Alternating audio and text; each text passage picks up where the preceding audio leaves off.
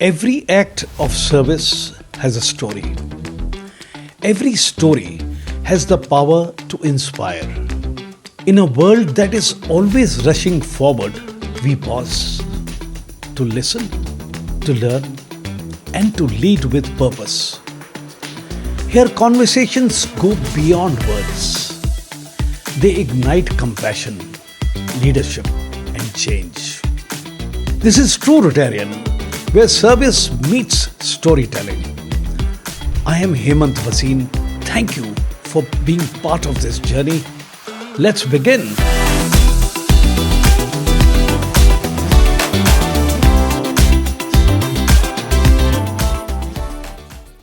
Hello and welcome to TrueRotarian Podcast, where we talk about stories of service, voices of change. This platform highlights journeys of individuals who serve humanity, solve problems, and build bridges across borders, cultures, and community. Today, ladies and gentlemen, it's an honor of hosting His Excellency, Mr. Siddharth Chatterjee, the United Nations Resident Coordinator in China, and the senior-most representative of the UN Secretary General in that country. He leads and coordinates and works over 26 UN agencies and programs spanning diplomacy, development, climate, health, and the Sustainable Development Goals. What makes his journey remarkable in its breadth, from serving as a decorated officer in the Indian Army Special Force to peacekeeping mission to humanitarian operations, to the global diplomacy and multilateral negotiations. This conversation spans transformation, courage, leadership, service, and the future we are building together as humanity. Sir, welcome to TrueRotarian Podcast. Thank you so much. It's really an honor for us that you could find time in London when you are also visiting here, and for our audience in India and globally of TrueRotarian Podcast. Thank you. I must compliment the way you spoke in House of Lords yesterday in that seminar which was organized, A World Without Childhood Blindness. It was just brilliant. Thank you. So let's talk about your beginning. Before the battlefield, before diplomacy, before the United Nations, who exactly were you? Where were the seeds of service planted? Well, I probably go back to when my early childhood, which was in Calcutta. That's where I was born. And there was nothing exceptional about it. It was a humble family, humble origins. I went into boarding school quite early in life. But I would just best describe myself as being a poor student, academically, poor in sports. And I still remember a teacher of mine once said that you epitomize the deadwood of mediocrity. And that came from the fact that when I came to my 10th class board exams, I got 43%. That was shame and scandal in the family. And with that 43%, the advice I was given by the headmaster of my school was you should consider vocational skills, which included plumbing. So anyway, I with great humility appealed to him to let me continue. And then I realized that, I was not academically inclined. I did not have that, I think the Indian academic system, forgive me for saying this, is pure tyranny, It's rote learning, it's cruel, it's brutal. And if you don't score into the first division, you are virtually, Absolutely useless. So then I said, I need to change my life, because if I went to the 12th class board exam, which is another tyrannical exam, I felt that my escape mechanism was the National Defense Academy. So I sat for the exam. I failed the first time. And then I told my father, I said, can you arrange for me to get some tuition? So I was in boarding school in Delhi and I had to go to Karol Bagh, which was like hours away in a hours ride away in a public bus, the DTC buses, to get there. And I had this teacher who had no other students except me. But I don't think he was very popular also. Okay. But anyway, we went through the process, and then in my second attempt, I got through. And I would say getting into the National Defence Academy would be best described as my Forrest Gump moment. Yes. It was a dramatic transformation. Absolutely. They shaved my head off, and I still remember the instructions, the discipline, the environment. Everything changed all of a sudden, and I changed with that. Perhaps there was a seed in me which was waiting to be germinated. It didn't happen through school. It happened at the National Defence Academy. And I became a best boxer in the National Defence Academy. I was a polo player. Wow. I got a blue in polo and this thing. So I became a cross-country runner. And that's when this transformation really happened. And I was then attracted to joining the Army Special Forces. Did you imagine a life defined by national service and then global service, or did the life surprise you? So, Hemant, my life, it was in my early years that I went into a combat situation, which was in Sri Lanka when the Indian Army was sent to fight the Tamil Tigers. And it was 1987. My unit was the 10th Para Commando. It's a special forces unit which went into the Jaffna University. First heliborne landing that took place. I was not there. I was in Cochin, so I was doing an underwater diving course with the Navy, and so I came back to rejoin the unit. So we spent 2.5 years there. In my view, that particular conflict changed, it takes away many things about you. You talk about courage, you talk about everything, but there is a certain level of trying to inspire your soldiers in a war that was not your own. So I always say that, we proposed a toast to South Asian history with the political champagne of Sri Lanka.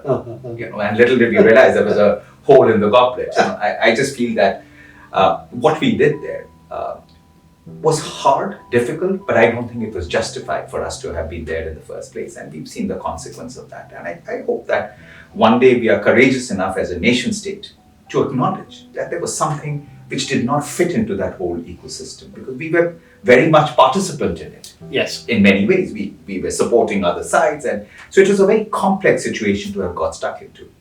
Anyway, I came back to it was with the arrival of Prime Minister VP Singh. Mm-hmm. that he took the Indian Army out, and I'm glad that he did, because I don't think there was any reason for us to be there in the first place. And then I came back to the unit, and I was posted as an instructor to the commando school, which was a great, as a young officer, to be an instructor of other young officers in the commando school in Belgaum, and then came back to the unit after 2 years, and then went to fight in Nagaland. Oh. Another difficult terrain. And Nagaland was another tough terrain. And I still recall, Hemant, that there was a particular encounter which took place. And we had trekked through the night in a very forested, mountainous area, and we had hit a group of these NSCN, that is called the Nagaland Socialist Council, of the group that we were fighting, an insurgency war for nearly 40 years. And in that encounter, the leader of the group was dead, and I searched his pocket, and inside his pocket I found a picture of him, his wife, and a little daughter. And something happened at that moment. Something just changed for me. It's like as if the ground shifted under my feet, and I felt this deep sense of compassion, of sadness to see this person who's my own countryman. Yes. And we are applying this level of kinetic energy and violence. I think that was the moment I made up my mind that it was time to move on. This was 1994. 1995, it was announced in the 15th of August, my name was announced in the newspapers for a gallantry award. Yes. And the first phone call came from my mother to congratulate me. But I must admit, I felt nothing. I didn't feel that sense of enthusiasm about the award. By then, I think my mind has already tuned on that I needed to move on. I would say perhaps I'd come to that. It was a moral dilemma that I was experiencing, a subconscious disquiet about the violence they were applying, because I believe there is no reason to be applying violence when there is strong political will to help end it. After all, there is always a modus operandi for dialogue. But I started to fear myself because I was becoming into the war. I was getting sucked into it, and violence begets violence, and it changes us. We were only following the rules or the orders. Well, the people that give the orders, which is the political class, have no idea what these wars do to you. Absolutely. And therefore, in the US Army, you have a lot of these veterans who suffer from PTSDs. Yes. But there is no recognition of that Yes. in our army. You see? Yes. And so therefore there are people who carry this, into their personal lives. Their families break down, they take to heavy drinking, and also there are consequences on the mental health. In fact, if you were to take a litmus test of the mental health of the Indian Army, you'll find a lot of people who are deeply affected by these long years in Kashmir or long years in the Northeast and all these conflicts that we are constantly into. And that's when I felt that perhaps my trajectory needs to change, and I want to become a part of the peace-making process rather than enforcing a peace by the sheer scale of it. Okay. Actually, let me go back a little bit. You joined one of the most demanding arms of the military, which is the Special Forces. Yeah. What drew you to the path that demanded extraordinary discipline, resilience, and courage? But perhaps, it was a, what you have as a teenage ambition, that you want to be a commando, you want to look like a 007. And it was actually at a polo tournament when I was at the Indian Military Academy, when I met Maharaja Bhavani Singh of Jaipur, who was a, avid polo player, but he also commanded he was actually the second in command of 10 Para Commando and subsequently commanded 10 Para Commando. He helped raise it. And we got the battle honors for Chachro in the 1971 war. And we met at a reception, and he was very pleased with the way I played polo. So he asked me which regiment I was going to join. I told him I want to join the 61st Cavalry because I wanted to continue playing polo. Okay. He said, no, you should join my unit. And I got completely enthralled by it. So I just started to read up on 10 Para Commando. I started to read up on the parachute regiment. But in these units, you just don't get in. You go there, but you're not accepted straight away. You have to go through a very rigorous testing. It's called a probation. So you're allotted that unit, but in case you fail, you're sent to your parent unit. My parent unit was 14C Kadai. So I went in there, and but I can tell you, I was not certain if I would pass it. But the test is tough. It is the ultimate test of your willpower. So they extract every ounce of your physical abilities. You don't wear a rank. You're just in this environment of very exacting tests. The tests are rigorous because they want to test you that you fit into the team. Absolutely. And we always call ourselves a bunch of misfits who fit in together. That's how we classify ourselves. So it's a great regiment, great traditions, and I owe my foundation to who I am today, with my nearly 3 decades into it, is to the National Defence Academy and to my unit, the 10 Para Commando. These are the two that laid my foundation, that propelled me into doing things I had never in my whole life imagined that one day I will lead the UN in China. Yes. Ever. Yeah. It was not part of for me, for my parents, it was get into the army, get married, have your 2 children, and and retire from cradle to grave. That's how your life is planned. But here it took a completely different trajectory. Yeah. So, so I would call it the unseen hand of destiny. But it opened up a pathway into my understanding that in this complex environment, we as human beings hold the power for bringing peace, yet we have the power to execute wars. Yeah. And how much of harm, how much of misery, how much of despondency we create by our actions. Yes. Now, military leadership often deals with clarity and crisis. Mm-hmm. How did those days shape your understanding of leadership? Leadership is about, those were the times you were leading your men. And you're living with them, you're out in a jungle laying in ambush, you're walking in that jungle for 1 week at a time. And those were brutal jungles, whether it was in Sri Lanka or it was in Nagaland. Those are tough, very tough terrain. Yes. But you have to lead by example. Yes. My unit took a lot of casualties in Sri Lanka.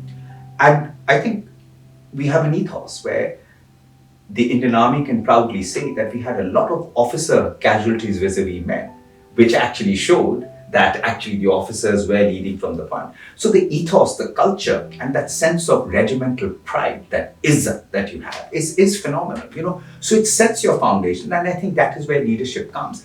I believe leadership comes in the home of crisis. And that's when, the worst of you comes out or the best of you comes out. Yes. And that's what I saw amongst my soldiers. In peacetime, I thought these will be the guys who will be the best in class. But actually, it was the weaklings who showed up to be the most courageous.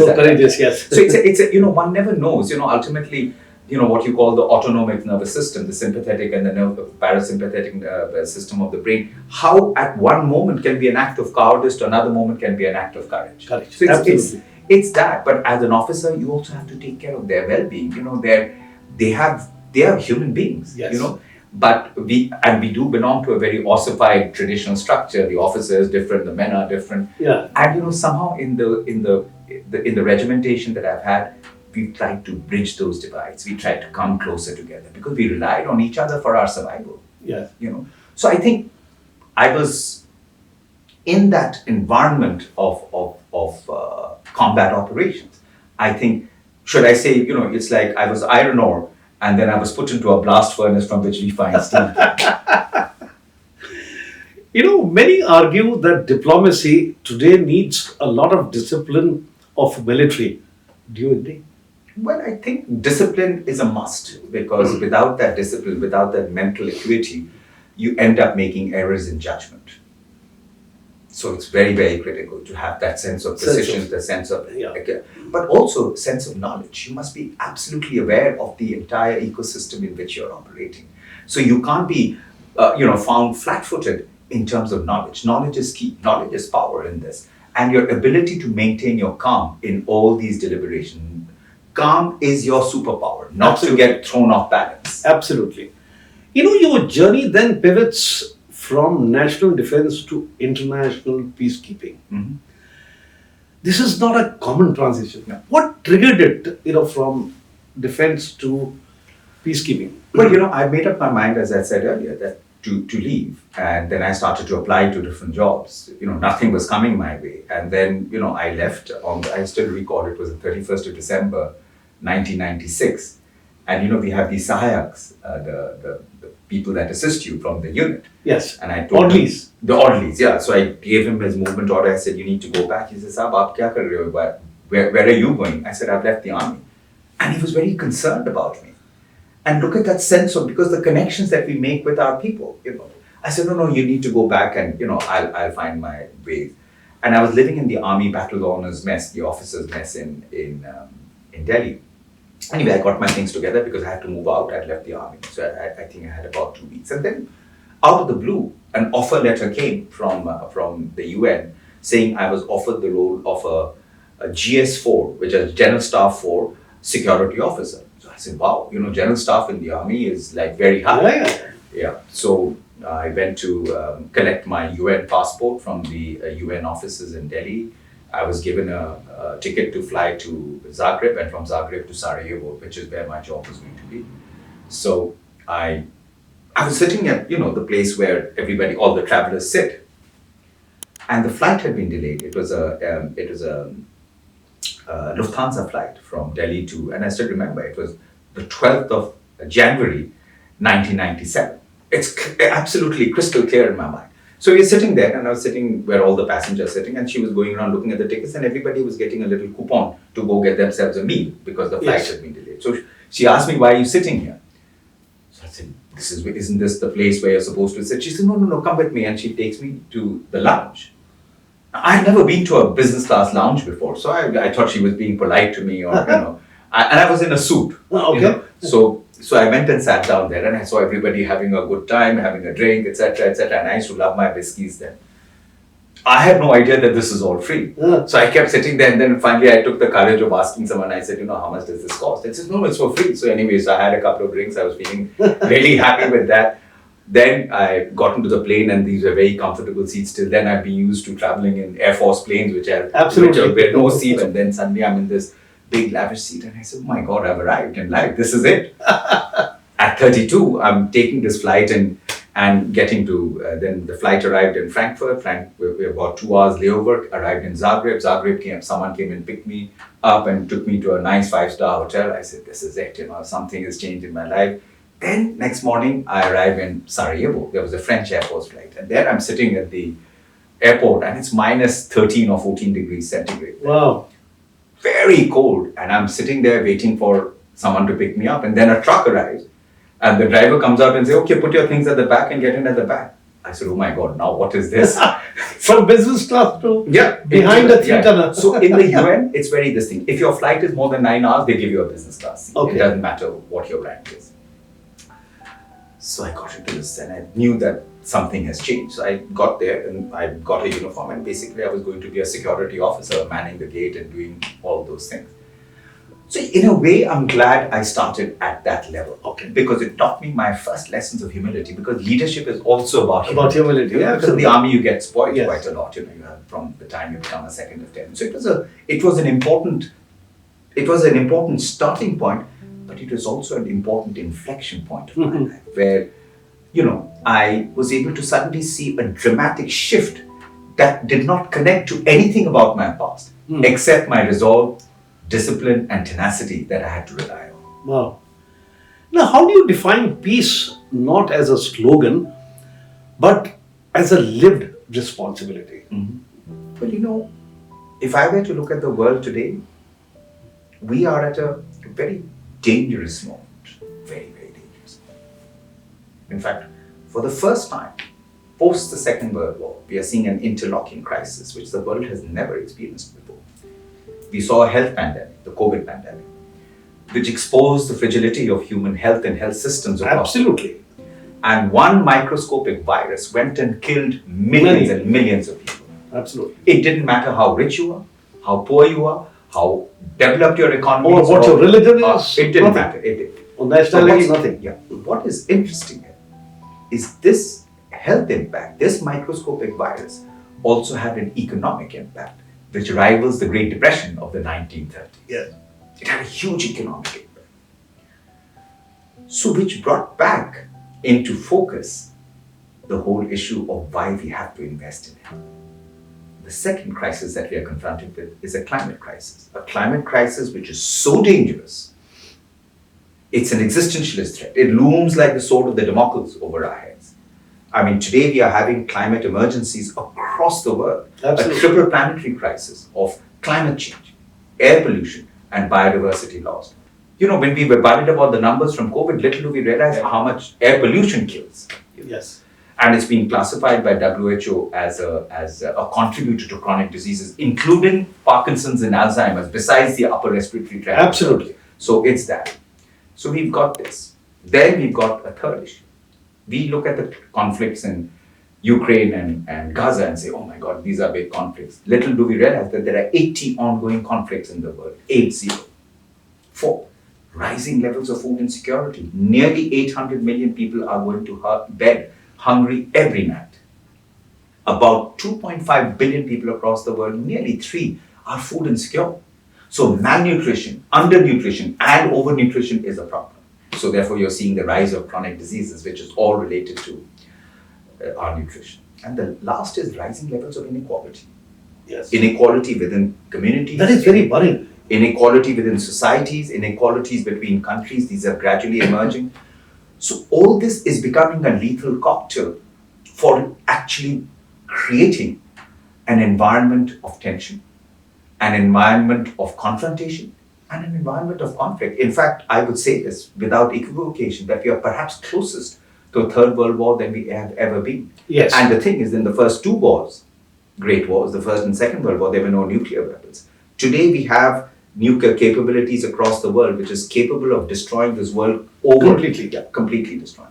So we are at a very, very difficult period in this life. And therefore you talked about what does peace mean? It means we need to see leadership come up, not just at the political level, but at community level, in foundations, in institutions, in universities, across the world. Every individual has a responsibility to push for peace. And that's what the Charter of the United Nations is all about. Yes. We the people Yes. have committed to ending the scourge of war.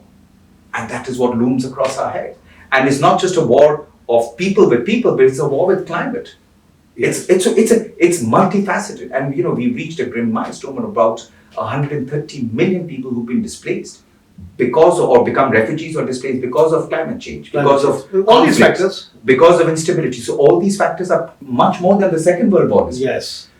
So unless we take stock in the preservation of our humanity and our shared humanity, our shared future, we are destined to very, very difficult times. In fact, we are destined to do. And what we can do to recover from this is to have leaders come up. So I count a lot on our Prime Minister to be able to push for that peace. Yes. We need to come together with a grouping of other leaders. We don't have to rely on any particular country for our survival. We need to rise up. Values that we can actually inculcate and demonstrate, but also connect, in the geopolitical space to push for peace. That is absolutely important. It is not about creating alliances for war. It's not going to do anything. Absolutely. It is about creating alliances for peace. Absolutely. So there is, amongst so many assignments that you had, one of the most important assignment which really stands out globally is the demobilization of 3,500 child soldiers in South Sudan in the middle of the conflict. The largest such operations were ever attempted successfully. Let's talk about that.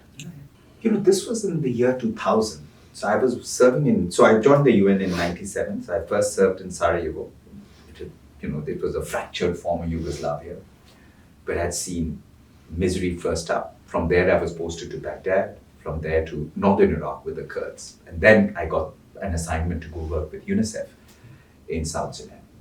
So it was my first time in the African continent. So I arrived in Nairobi, which is a very nice city, and the next day flew to South Sudan. And frankly, I ended up in a place which probably was 200 years back in time. In fact, when we landed there in that small plane, it took from northern Kenya, a place called Lokichokyo, it took us about 2.5 hours to get there. And those planes are so small, there are no toilets. God forbid, if you have to go and have a toilet break, it gets very, very difficult. So you have to be fully prepared. So we come there. And, there were people who came there to the plane who were stark naked. There is no concept of clothes because clothes is not necessary in that environment. They are actually caught up in another time zone, in another time wrap. Anyways, came there and I was told that this is where I'm going to operate from. Because it was a country at war. It was at war with the North. It was a separatist war which is going on between the North and the South. There was a war within. But also, everything that crawled there or flew there gave you an infection. So the malaria was strife there. All kinds of challenges. And that's where I went to work. And then I still recall we were preparing for a polio immunization program. So I had a large number of staff. We were setting up a base there, and the USAID had provided the funding to establish a presence. So we were the first UN presence inside South Sudan during this conflict. Oh, okay. So every other day, planes used to come and bomb the place. So I had to build bomb shelters for my staff, air raid sirens to alert the community, a place called Rumbek. This is where my military background helped in that environment to and make sure that my staff are safe and healthy and their morale was kept up. And then one day we were preparing for this a polio immunization program. So we came to a checkpoint and there were these young children with AK-47s standing at that checkpoint. Children as young as 8 or 9. So I was quite shocked. I asked my driver, I said, oh, this is quite normal for children to be here. And Hemant, it took me back like a flash of my memory went back to Sri Lanka where lots of child soldiers were used. Yes. And I saw the numbers of children that were being employed by the militia there, the Sudan People's Liberation Army, was massive. We were told the numbers were about 9,000. So there we used to have this R&R breaks, so rest and recuperation breaks, because these are tough environments. So every 6 weeks you flew out, and Nairobi was the place we would fly out to. So I came to, and we had a great leader there called Dr. Sharat Sapra, and who was the leader of UNICEF, the representative of UNICEF responsible for South Sudan. And he said, what is the one big thing we can do? I said, the one big thing we can do is to demobilize these child soldiers. So the whole room, there were many of senior staff there from UNICEF, and they all looked at me as if said, what's this crazy guy suggesting? So the head of child protection says, you can't demobilize at the time of a conflict. You have to wait for that conflict to end. So my point was, having been in India where conflicts have gone on for decades, I said, well, what happens when these conflicts go on for a longer time? Then these children become adults and they've lost perspective of what the future can be except as child soldiers. So there was a lot of back and forth. And then Sharad says, do you think you can do it? I say, I don't know if I can do it, but I think it's worth giving it a try. But if we don't try, how do we know? How do we know? Yes. That's when we got then he said, I got the green light and I started to engage with a man called Commander Salwaki, who was the general commanding the militias there. And there were a large number of militias there, who's now the president of South Sudan. Right? Oh, okay. And I started to engage with him. This is 2000, so 26 years ago. And then after a lot of persuasion, I managed to have him agree that he needed to get rid of these children and demobilize them. And we had an executive director in UNICEF in headquarters called Carol Bellamy, one of the most courageous and fearless leaders I've met in the whole UN system. And she said, go ahead, I'll support this. Even though there was a lot of opposition from within the UN on this, because they felt that, and it was a tricky operation. These were difficult operations. What if we were taking these children out and a Sudanese Air Force plane came and bombed that camp and all that. So there were risks associated. But we were still, I said it's worth taking the risk and giving it a try without not taking the risk and just letting another generation of children being killed. And thank God and thank the environment and a fabulous team and the leadership of and the courage of Sharad and Carol Bellamy, we got through, managed to pull these children out and bring them, and we had to employ about 17 Buffalo aircraft to go pull these children out from the front lines of the conflict and bring them back. Oh my God. And then for 6 months, we had to make them transition. You had to do psychosocial care. These are traumatized kids, who've been in war. They just know nothing else but to fire an AK-47 and kill. And to work with them, introduce sports and, theater and academics and all that. And then you started to watch that transition happen. Those hardened children who were soldiers going back to becoming children. Hemant, that perhaps in my entire 3 decades in the UN is perhaps the most consequential event of my life. The most consequential event. In fact, it fulfilled a spiritual vacuum in my life. Yes. And then these children went back home and their parents embraced them, going back into their villages and all that. So what we also proved is you can do it. Where there's a will, there's a way. And that particular event led to my rapid promotion in the UN. Oh, okay. So I was quite junior, but then I quickly started to move up the ladder. I was recognized for certain capabilities. From there, I moved to Indonesia and then on to other senior positions. But that was perhaps the most consequential, both personally, because it perhaps, when I say it fulfilled a spiritual vacuum in my life, I carried memories of those children that we fought in Sri Lanka. Oh, yes. Actually, when I was doing research about you and, when I read about all these things, and I told my script team, who writes the scripts and things like that, you must include this question because this must have been one of the most toughest job emotionally and physically. Absolutely. And fearfully, in the sense you're scared all the time, not for yourself, but for the safety of those children. 3,500 of them. Wow. So it is this is the age group of 8 to 16. 16, wow. Now, what did this mission teach you about conflict, humanity, and hope? What it showed, that regardless of any kind of naysayers and skepticism, you have to keep pushing for it. That's why I said we have to push for peace.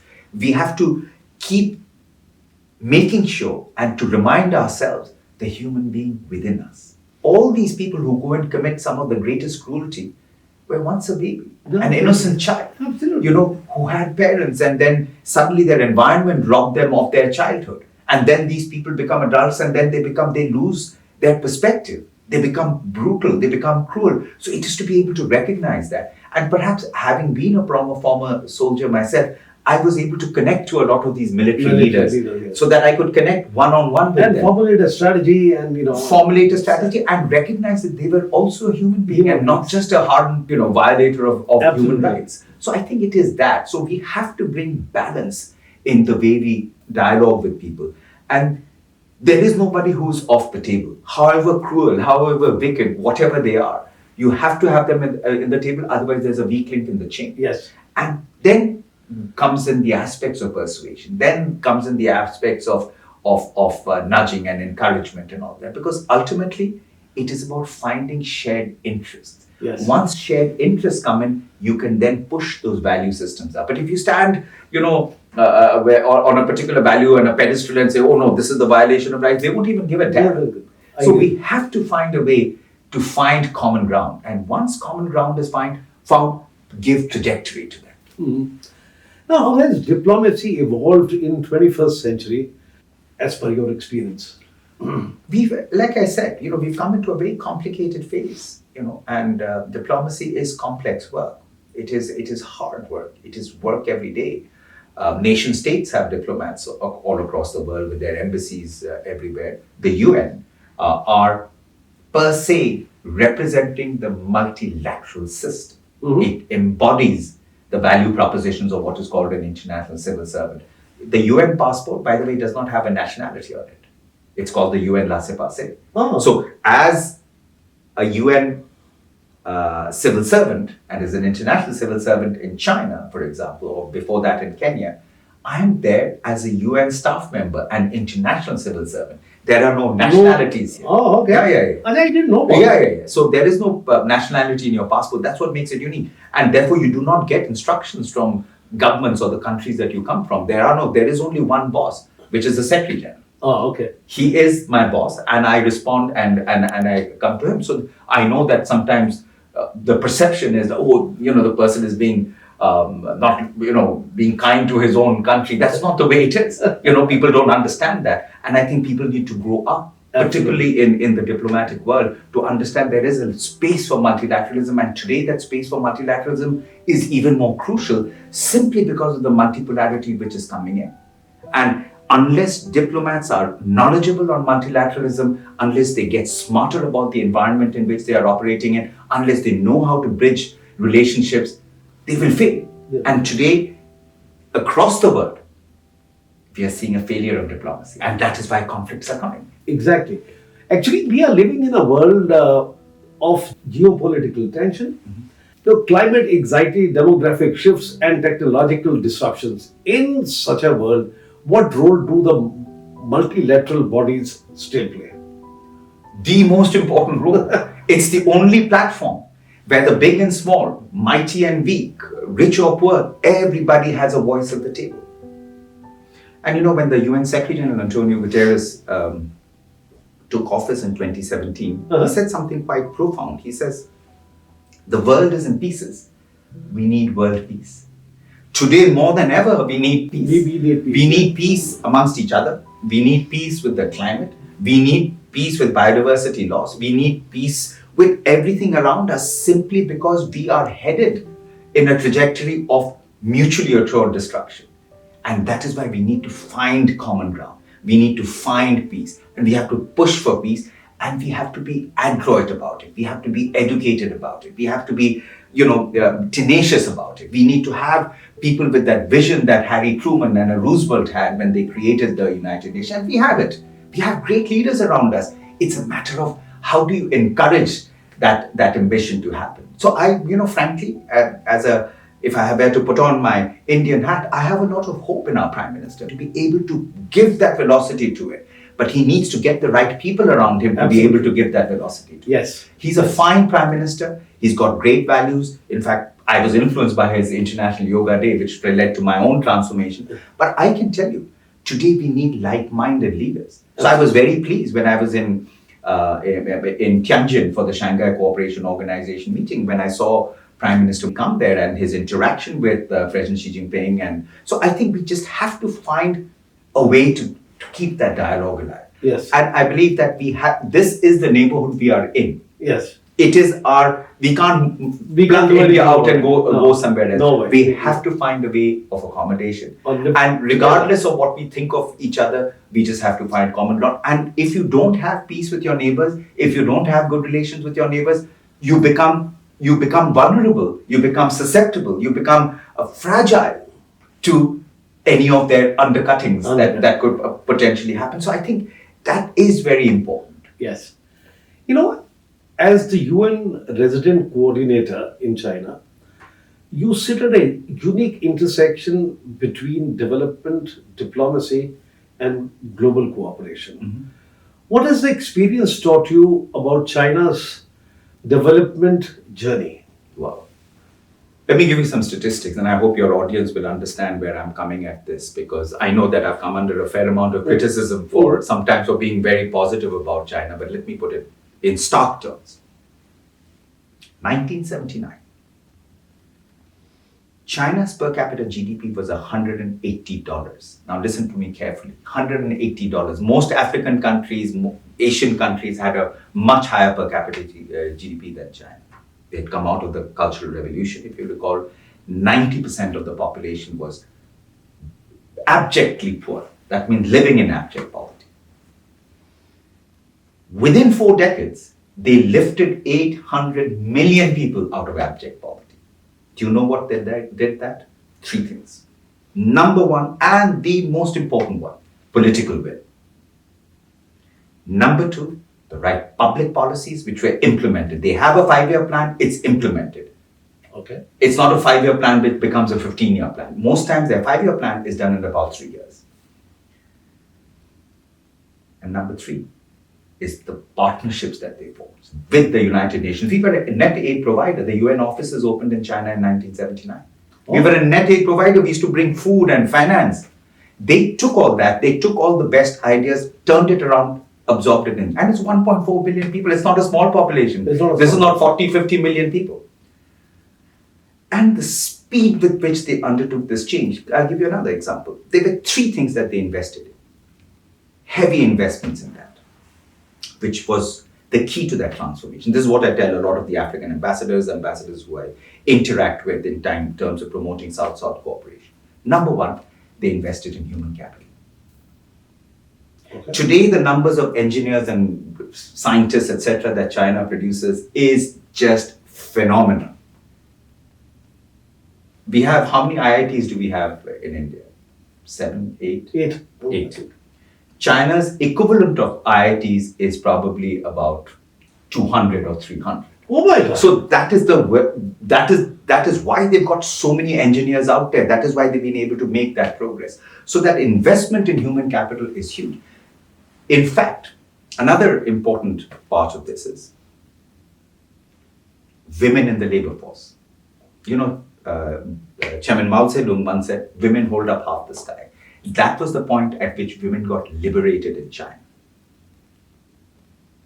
Most countries, including our own, women in the labor force is between 25 and 30. China at that time was 60%, more than 60%. Wow. So therefore, simple economics. At the household level, they had the one-child policy. Household level, you have a woman and a man who's working, a dual income, more investment in the child, more education, better nutrition, better opportunities, and therefore you see this rise of human capital, which is huge. It is remarkable. Second, they invested in infrastructure. You know, they have a saying in China that you want to get a village to get rich, build a road. They had 5,000 kilometers of railroad back in the late 70s. Now they have 54,000 kilometers of railroad in the country. High-speed trains. Their trains are faster than the ones in Japan. And more efficient, on time. And the whole country is connected. So what does that do? It allows the free movement of goods, services, and people to happen. And plus their digital transformation. So the digital highways that they built. And number 3 is business. They invested in business. And therefore they became the manufacturing hub of the world. Another important thing is they posted a budget surplus year on year. Yes, I've read somewhere. Every year they posted a budget surplus. So not, today in many countries, armies consume a lot of money. Yes. And particularly if you're in conflict, if you're manning big borders, it consumes a lot of money. There, that situation is not there. So they don't have oil or anything else. So any country that says, it's a political system that allowed them to get out of poverty, well, that's a lame excuse. It is political will that changes it.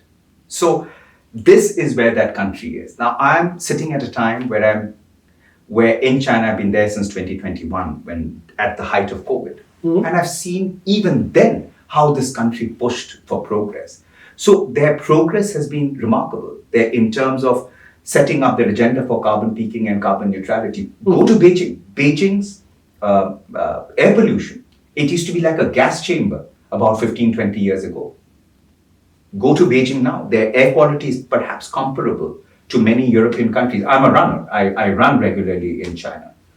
The air quality is superb in that size of a mega city. So where there's a will, there's a way to do it, and they managed to do it. Now, when people make excuses, it's impossible to do because our political system. I'm sorry, you have to put the human health up and center. Absolutely. So they've done it. So what China has shown, I mean, there's a desert there called the Kubuchi Desert. It's in Inner Mongolia. Mm-hmm. Countries all over the world is struggling to combat desertification.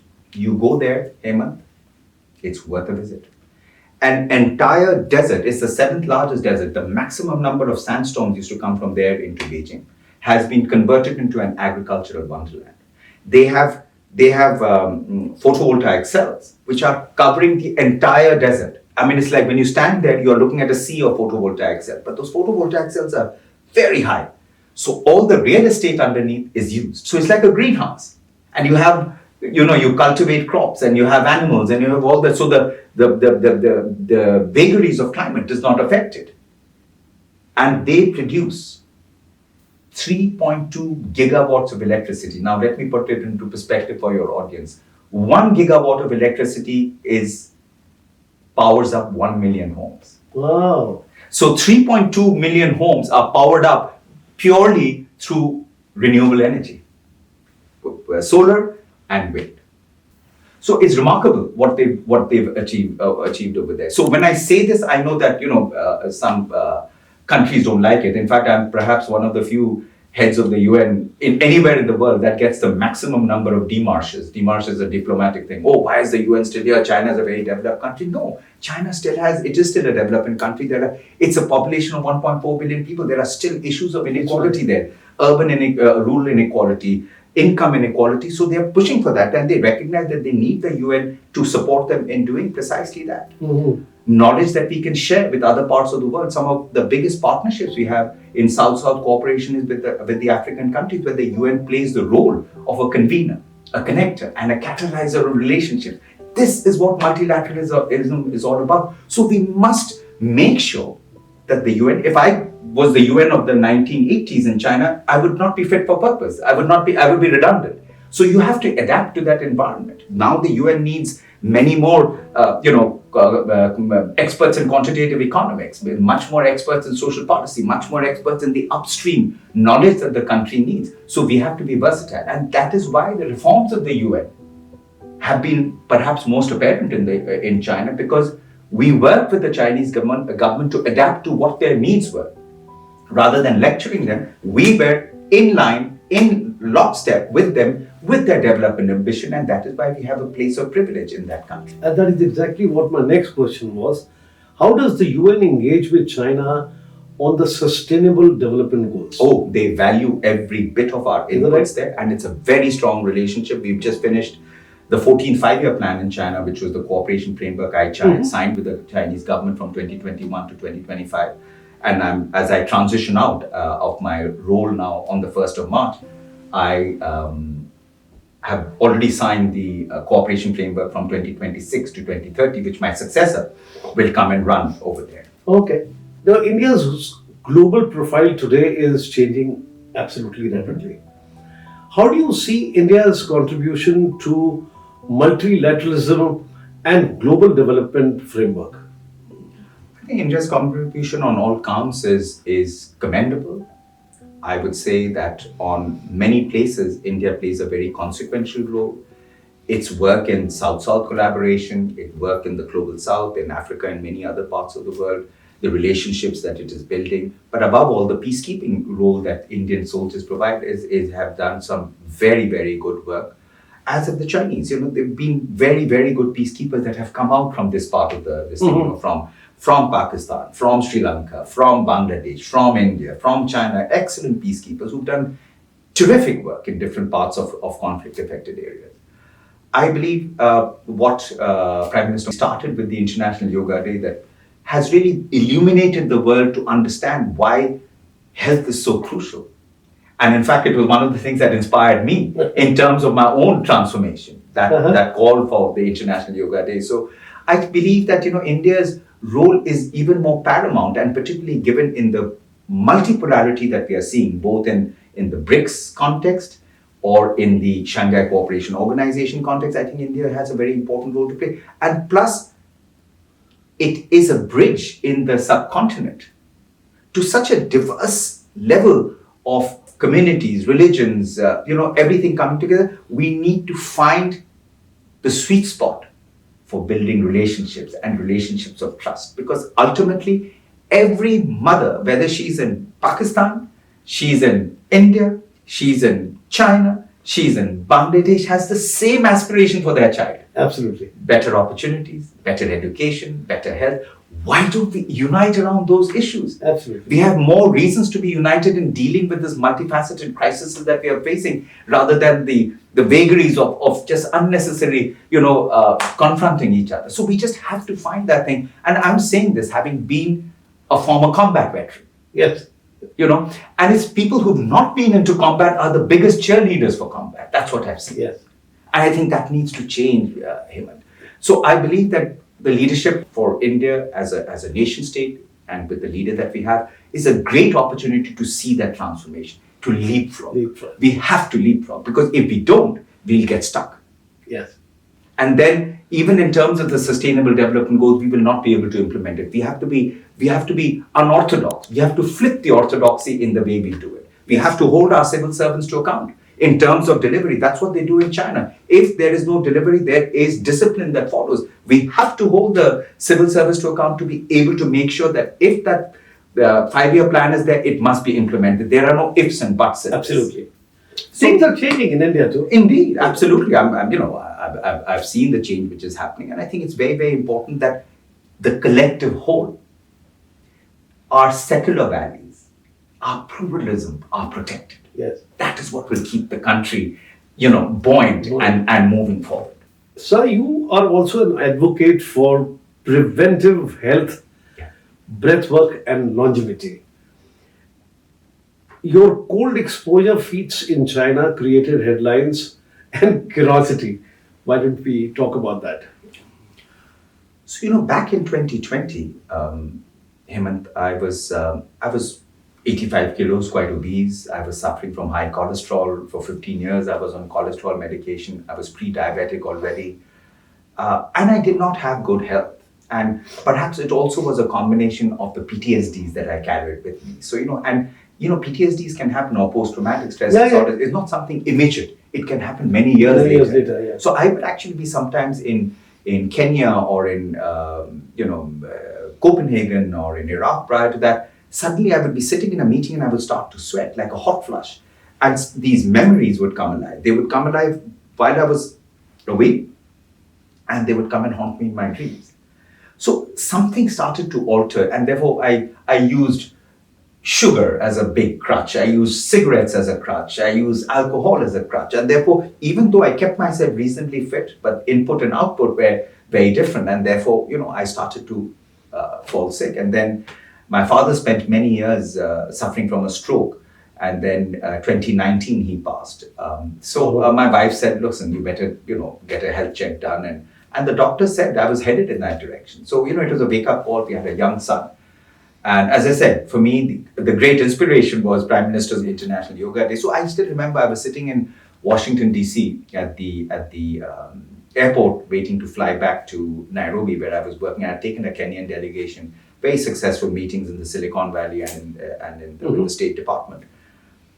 And I looked myself at the mirror that morning, and I couldn't recognize myself. My face was bloated, and my body weight was odd. My stomach was obnoxiously cantilevered over my legs. I mean, it was just not a pleasant sight. So I said, that day, so I was just looking at what International Yoga Day meant, and then while browsing my iPad, I came across this practitioner of breathwork, and I looked at it and I got really curious about it. So that was the first time. It was a Emirates flight. Emirates is very lavish with the food that it serves and all that. So I decided I won't eat. I'll just go through this. And inside the plane, I started to read about it.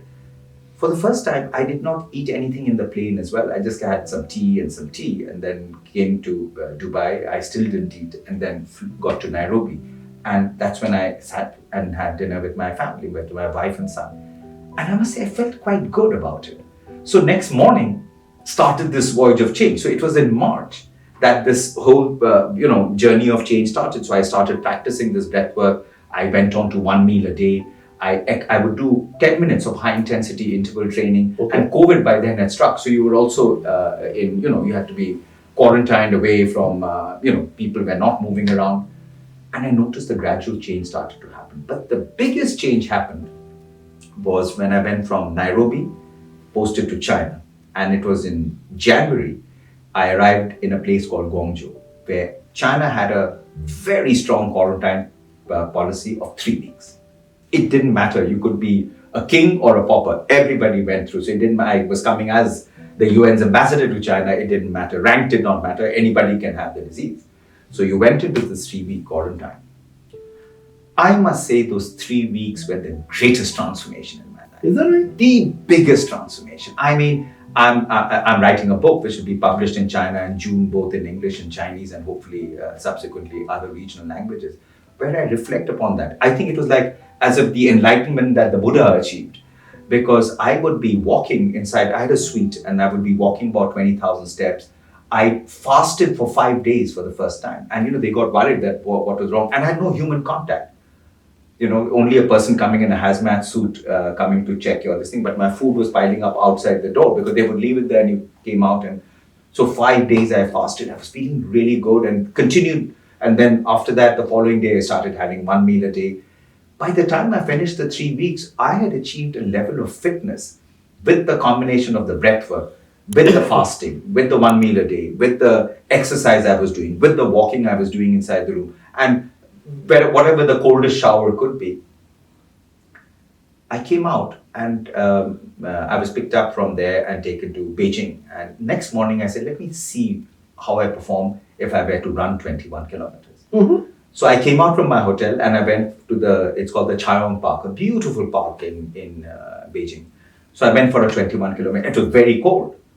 But I can tell you, I was just in a tracksuit, no over jackets and all that, and we are talking about -2, -3. My body was already adapted, and I ran that 21 kilometers for the first time in 1 hour 40 minutes. Now that was the time I would run a 21 kilometer when I was 25 years old, and prior to that I'd run 21 kilometers in Nairobi. It used to be about 2 hours 10 minutes. So I could see there was a dramatic transformation. What is interesting is through this whole time, I mean, it's now become a practice. It's a lifestyle for me. I've not had COVID. I've not had a flu. I have very high energy. 2020, my resting heart rate when I used to wake up was 80. Now my resting heart rate when I wake up is 40, which is like that of an elite athlete. But I'm not an elite athlete. I've just made these lifestyle changes. And I can tell you the sense of wellness and well-being that I feel. So, our physical and mental health are absolutely interconnected. And therefore now I have nearly 2,000, 3,000 students in China who practice what I'm, Oh. Yeah, so they invite me and I give lessons about it. So I thought, this is something I would want to write about. But my practice is influenced by the Chinese Taoist practice and pranayama and yoga. Mm-hmm. So I kind of combined the two and adapted it to myself. But it is interdisciplinary. It is the breath work. It won't do it alone. I can do all the breath work, but if I'm eating like a pig, it won't make a difference. So, yes. you have to you have to cut down. You have to do intermittent fasting. We have to do caloric restriction. You have to exercise. There is no choice but to exercise. And that exercise, you don't have to do push-ups and pull-ups and run 10 kilometers. It's high intensity interval training to get your heart rate up. It is about heat exposure. Do you know that going into a sauna for 1 year at the temperature of about 80 degrees centigrade. Ooh, yeah. Really? I do a daily sauna, and you know what it does? The most recent science shows that you actually minimize all-cause mortality by over 60%. That means dying from a stroke, heart attack, etc. And what it also does is it clears up the mind, clears up the inside. There's something called brain-derived neurotropic factor when you put your body into the stress. It's called hormesis. And the cold plunge. The cold plunge is magical. So I come out and then I have this dopamine high, which lasts for 15, 16 hours. We also get a dopamine high by having a rasgulla or something. Yeah. But that dopamine high stays for 2 minutes, and then it's like the law of diminishing returns in economics. You keep needing more. So then you proliferate horizontally also, and you gather. So food and sugar is the number one, public health enemy number one, which is the cause for chronic diseases. In India, in the US, in China, everywhere. Chronic diseases is the big challenge that we are facing. Diabetes, hypertension, cardiovascular diseases, cancer, and neurodegenerative diseases like Alzheimer's and Parkinson's. All of these are preventable.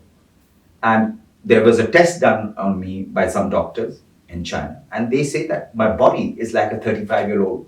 And I'm 62 in age. I'm 62 years old. So I feel like a 35-year-old. In fact, I feel younger than a 35-year-old. I have great energy. I have complete mental clarity. And when I'm going into a complex meeting, I fast for about 36 hours. Wow. So there is no energy which is going into the digestive process. There's a lot of work that happens when you go into when you eat. All of it was focused on my mind, and the body goes into a ketogenic state. So this is for your audience. They should understand. So let's say you've had breakfast. The pancreas has to produce insulin to digest it.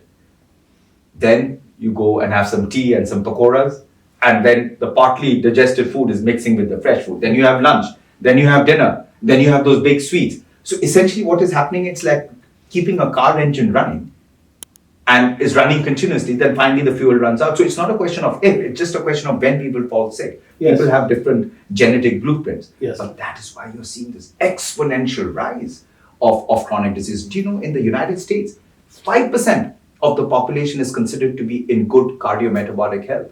The two biggest industries there are food and pharmaceutical. This is the same everywhere else. So when we are eating so much and we are having such a sedentary lifestyle, what do you think will happen?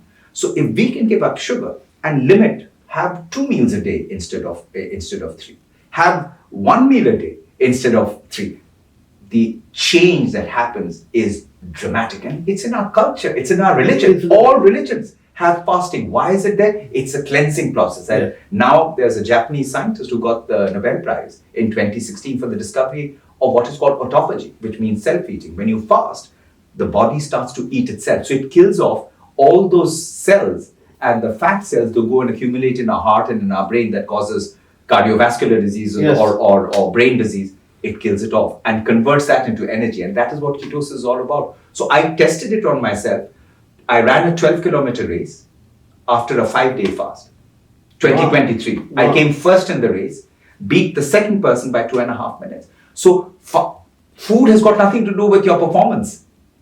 You already have 40,000 calories preloaded. That ketogenic energy is massive. So I think modern science is catching up what our ancients in India and China practiced. Absolutely. Now it's a matter of doing that connection, and that's what my book is all about. Wow.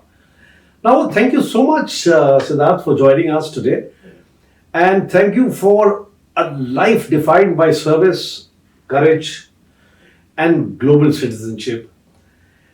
Ladies and gentlemen, thank you for listening to TrueRotarian Podcast. And if you also have a story to tell, or you have any suggestions for our program, please do get in touch with me. It will be my honor, pleasure to call you on the show. Thank you so much, and Jai Hind. Thank you. Thank you, Siddharth. Thank you so much. Thank you.